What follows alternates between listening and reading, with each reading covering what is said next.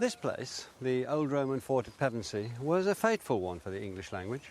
It was here, among other places, that the Frisians and other Germanic tribes had made landfall in the 5th century and introduced their own language. Now, in 1066, another wave of invaders was landing, the Normans. When in 1066 William, Duke of Normandy, sailed with his army to claim the English throne, he was sure he had right on his side. The English king, Edward the Confessor, had spent many years in Normandy, and in that time, contemporary sources say, had come to regard William as a brother or even a son, and had named him as his successor. Sensing his impending death and fearing rebellion at home, the childless Edward had dispatched Harold Godwinson, his wife's brother, and as Earl of Essex, the richest and most powerful of the English lords, to Normandy to pledge loyalty to William. This Harold did, swearing on 2 caskets of holy relics.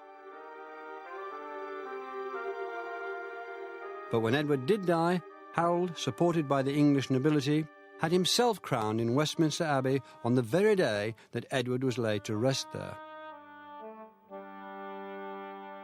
To the truculent and ruthless William, this was an affront. Invasion with maximum force, the only possible response.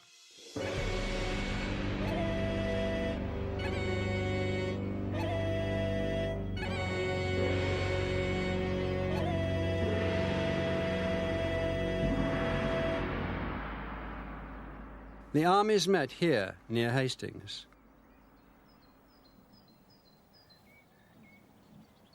This is the spot where, traditionally, Harold fell, fatally pierced through the eye with an arrow.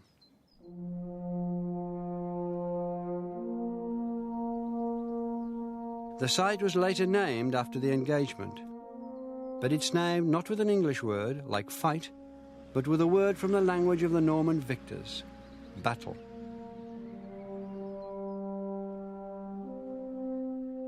Harold would be the last English-speaking king of England for 3 centuries. On Christmas Day, 1066, William was crowned in Westminster Abbey, in a service conducted in English and Latin. William spoke French throughout. A new king and a new language were in authority in England. Enemy. Castle. Castle was one of the first French words to enter the English language. The Normans built a chain of them to impose their rule on the country. This magnificent castle at Rochester was one of the first to be fortified in stone.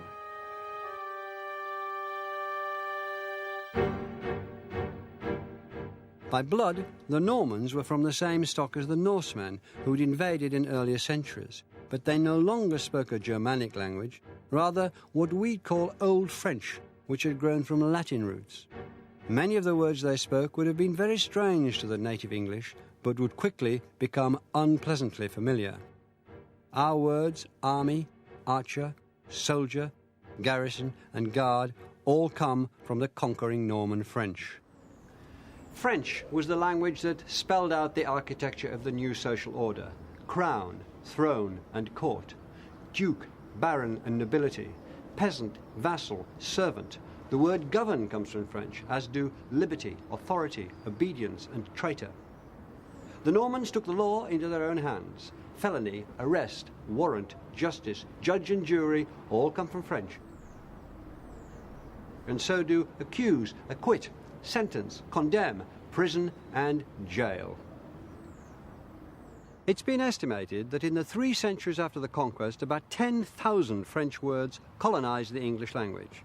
They didn't all come in immediately, but the conquest opened a conduit of French vocabulary that's remained open, on and off, ever since. Today, French words are all around us.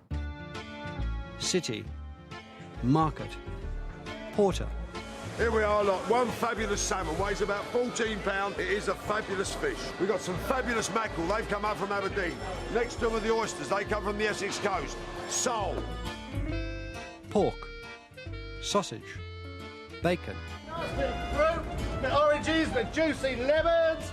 Grape, tart, biscuit, sugar. Cream. Fry. vinegar. Nearly 500 words dealing with food, cooking and eating alone entered English from French, just a fraction of the imports which would enrich the English word hoard in the centuries after the Norman conquest.